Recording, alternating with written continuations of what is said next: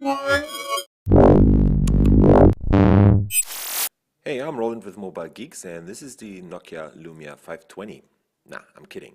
Now, this is actually not about the 520, but it's about a model that is basically, technically, kind of the same. It's using the same platform, but it's using a totally different operating system.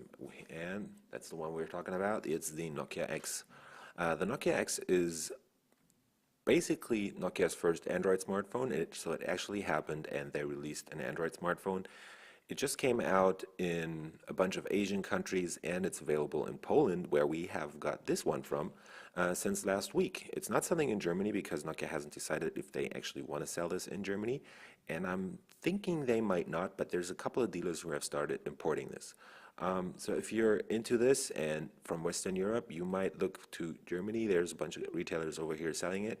Or in all the other countries, you have to go to Asia or, for example, Poland like we did. So we paid a bit more for this, but normally it retails for $99 without taxes.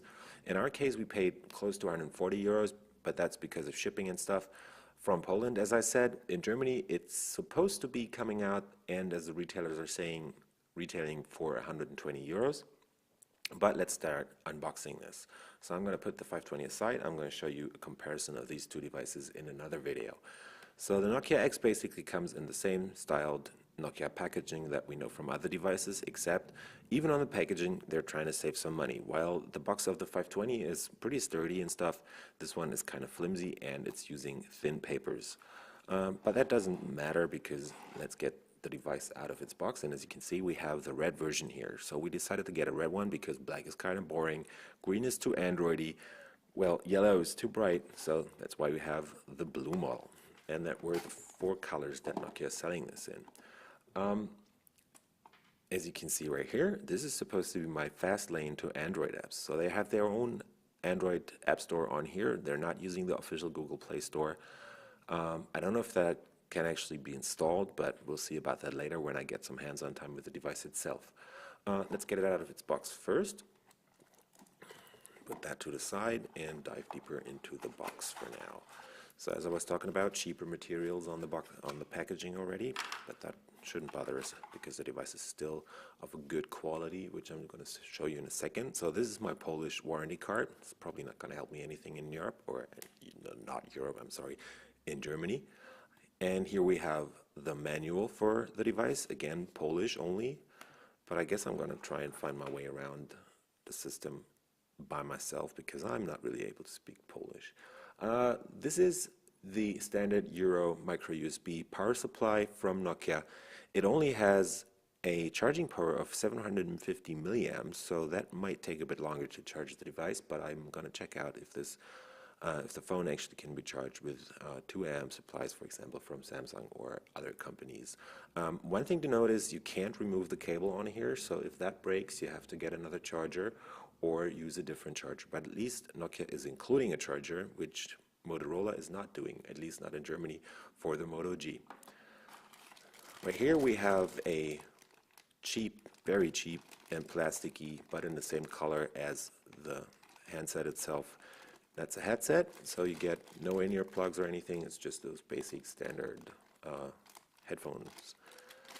And back here we have the battery. So this is just a small 1500 milliampere hour battery, 5.55 watt hours, as you can see.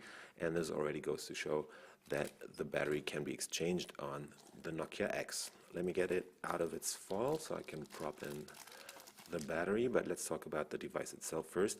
I'm going to rip off this foil, which actually reveals another cover foil. So this is the tip where I can rip that off.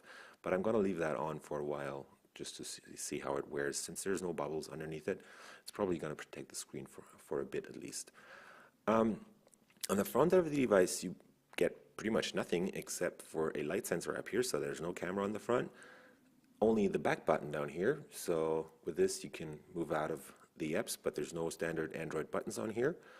And the device comes in this screaming red color, which kind of drifts towards pink, but that's totally fine. It has this matte finish and it feels pretty good. It's really sturdy for a device that is supposed to be selling at these low price points. Back here we have a 3 megapixel camera, so that's another difference to the Lumia 520, which actually has a 5 megapixel camera.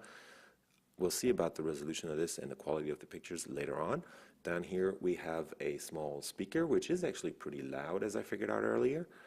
And on the sides we have the power button and the volume rocker. That's pretty much it. And on top, not to forget about it, is the 3.5 millimeter headset jack. Now let me try and open this thing and try to figure out how to get the battery and the SIMs in there.